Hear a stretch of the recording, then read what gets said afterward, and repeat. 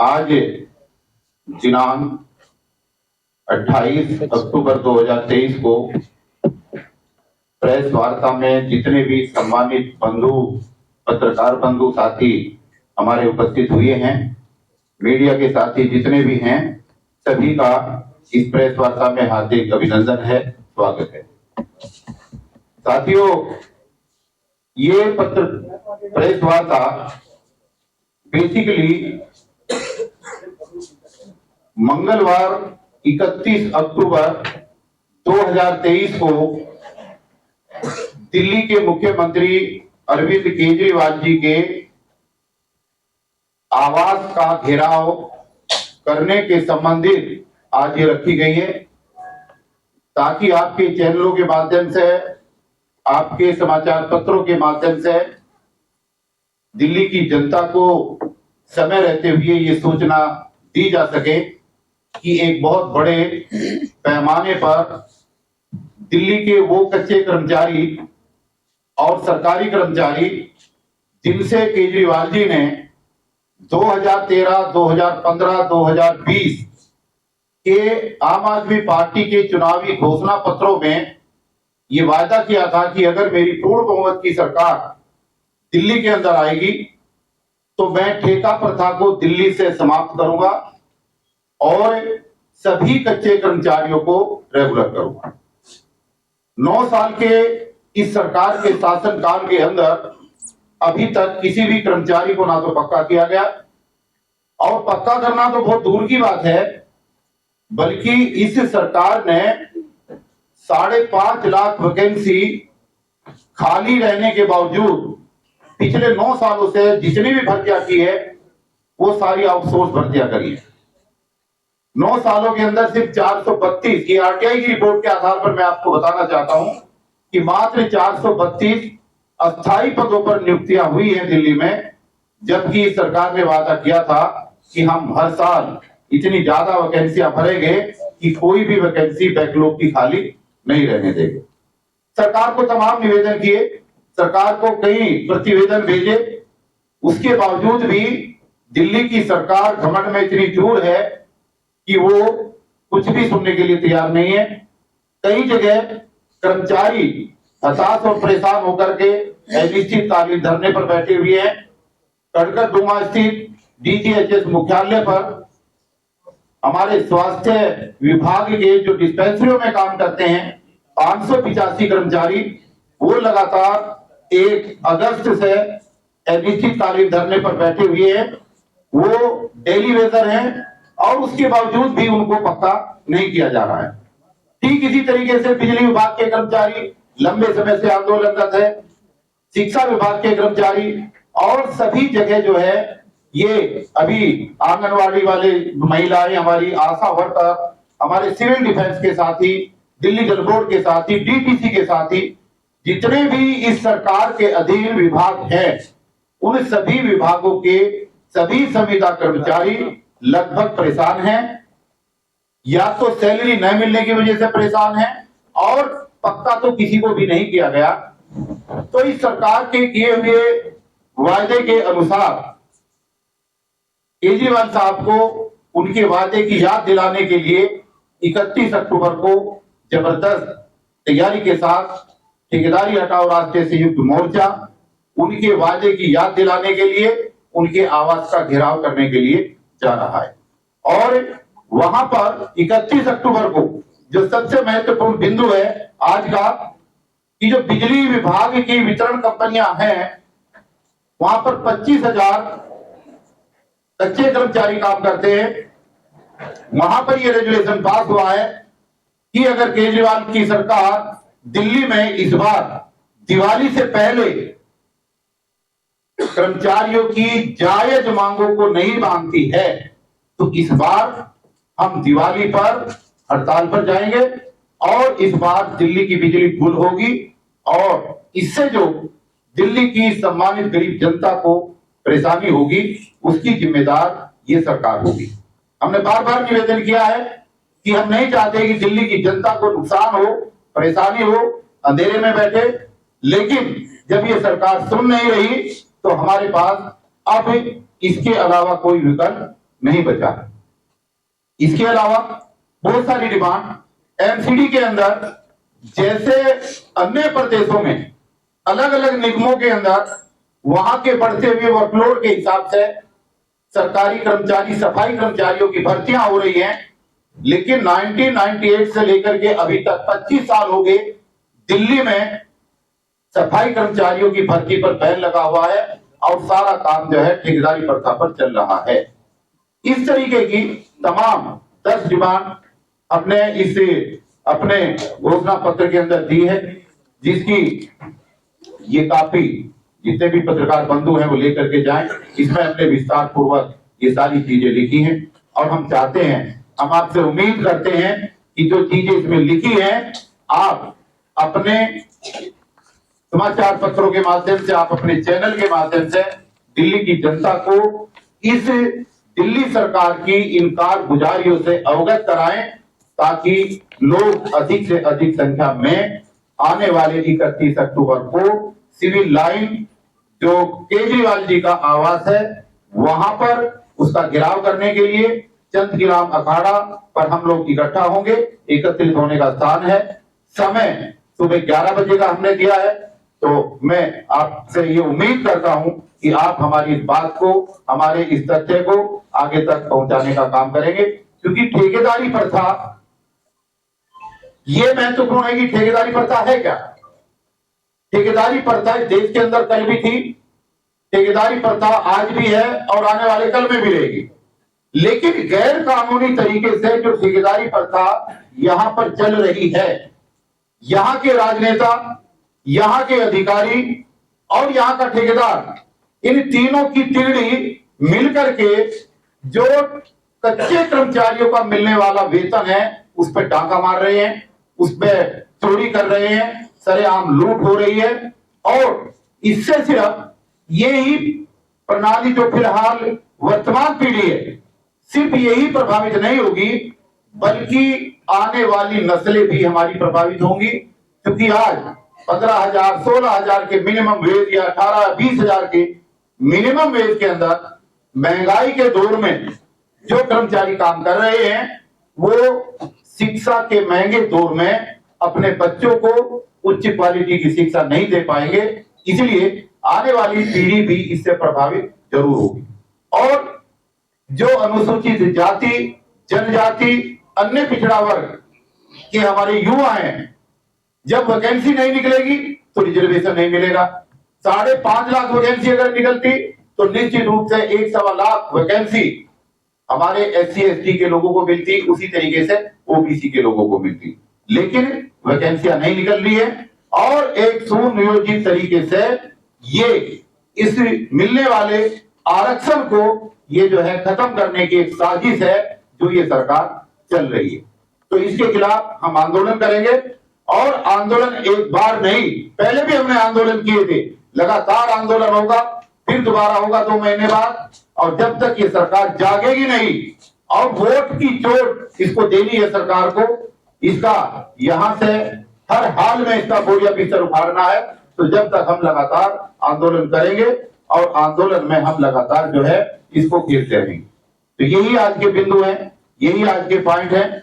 और हमारे बीच में हमारे legal chief adviser Bhanu Pratap Singh, हमारे राष्ट्रीय चेयरमैन राजकुमार दिगान साहब, हमारे राष्ट्रीय महामंत्री महासचिव हाफिज गुलाम सरवर साहब, राष्ट्रीय उपाध्यक्ष हमारे विनोद संगत जी, दूसरे राष्ट्रीय उपाध्यक्ष हमारे बैजवाल साहब जो लीगल एडवाइजर भी हैं, और हमारी कोर कमेटी के बहुत ही सम्मानित साथी हमारे भाई जो हमारे हर आंदोलन में साथ रहते हैं, हमारे कोऑर्डिनेटर हैं नंद किशोर ढिलोर साहब, और तमाम साथी जो यहाँ पर मौजूद हैं, मैं उनका स्वागत करता हूं। और अपनी बात वो शॉर्ट में रखेंगे क्योंकि पत्रकार साथियों को काफी देर से आए हुए, उनको जाना भी है। उपासक जी का, गौरी शंकर उपासक जी का दिल की गहराई से स्वागत है। सिद्धांत गौतम जी का धन्यवाद। कोई सवाल पूछना चाहें?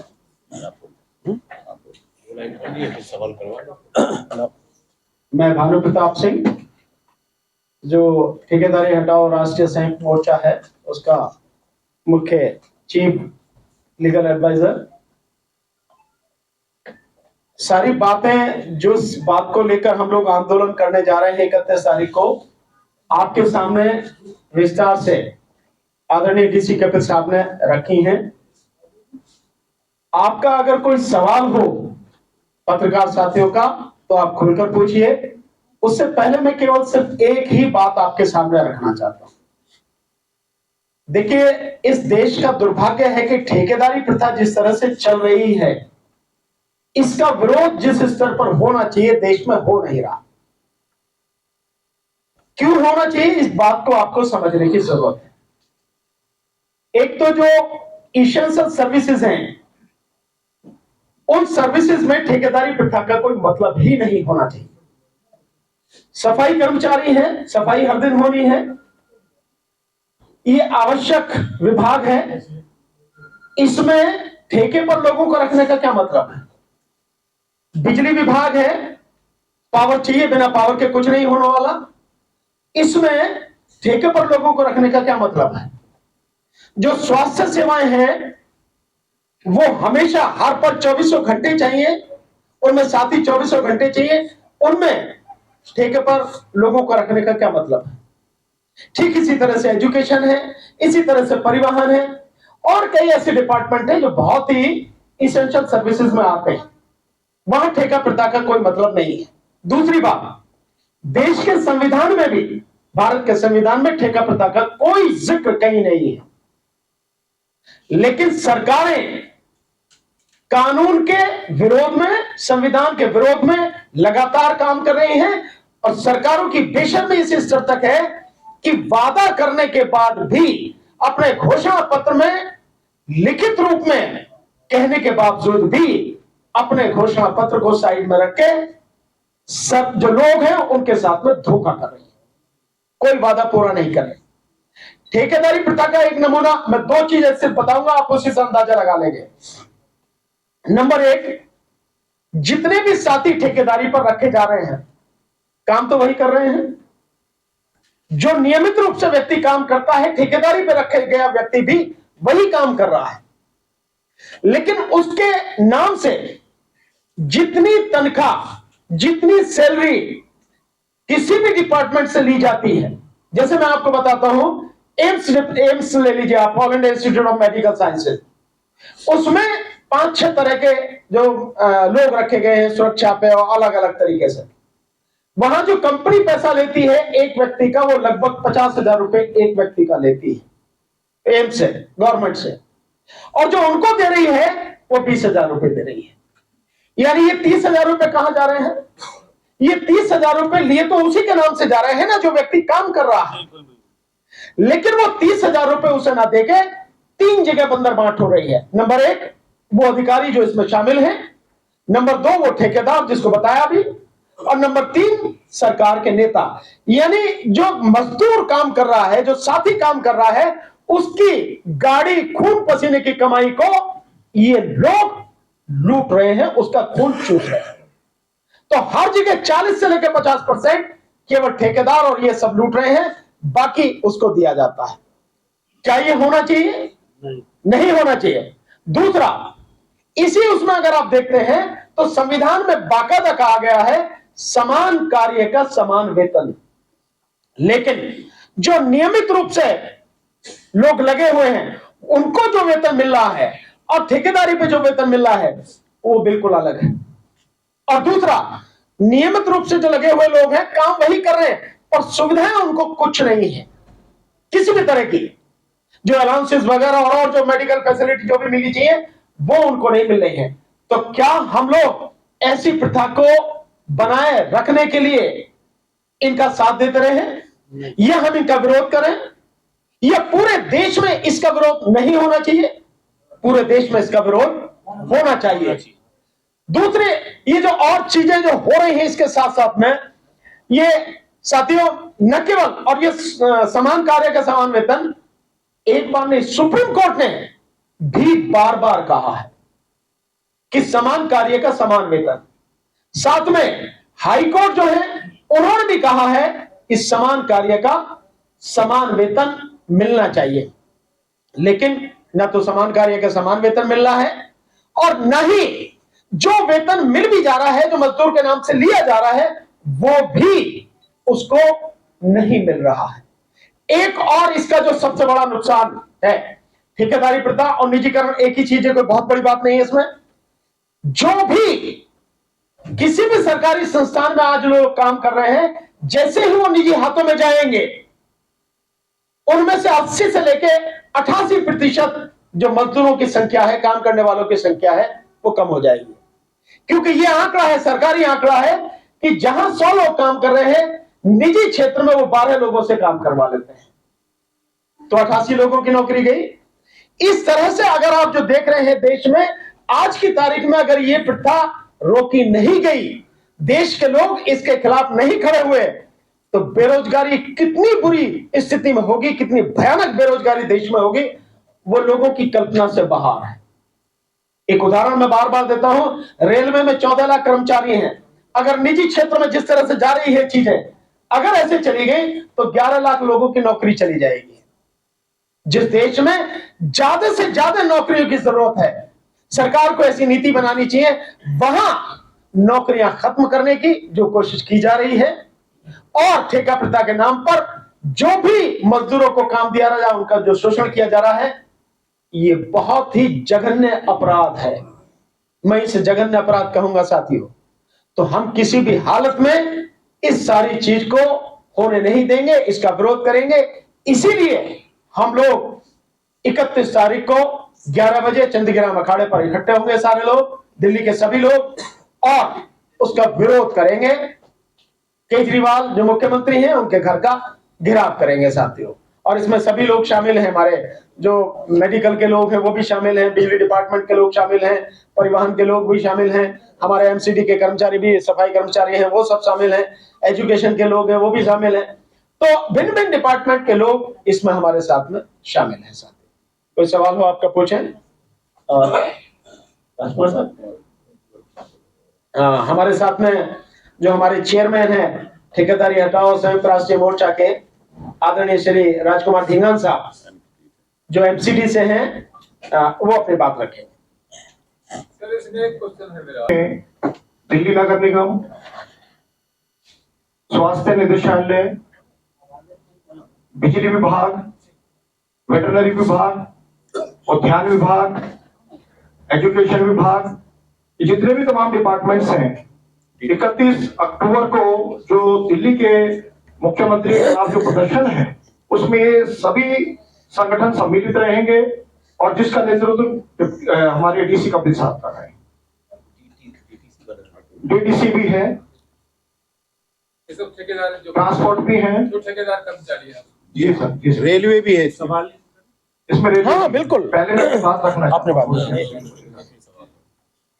देखिए, आज की जो प्रेस कॉन्फ्रेंस है, सबसे पहले जो मेरे मीडिया बंधुओं हैं उनका धन्यवाद करता हूं। और ठेकेदारी हटाओ राष्ट्रीय संयुक्त मोर्चा के तत्वाधान में ये प्रेस वार्ता रखी गई है। देखिए, मैं आपको बताना चाहता हूं कि आखिर ये आंदोलन 31 अक्टूबर का जो दिल्ली के मुख्यमंत्री के खिलाफ है, आखिर ये करने का मंसूबा क्या है।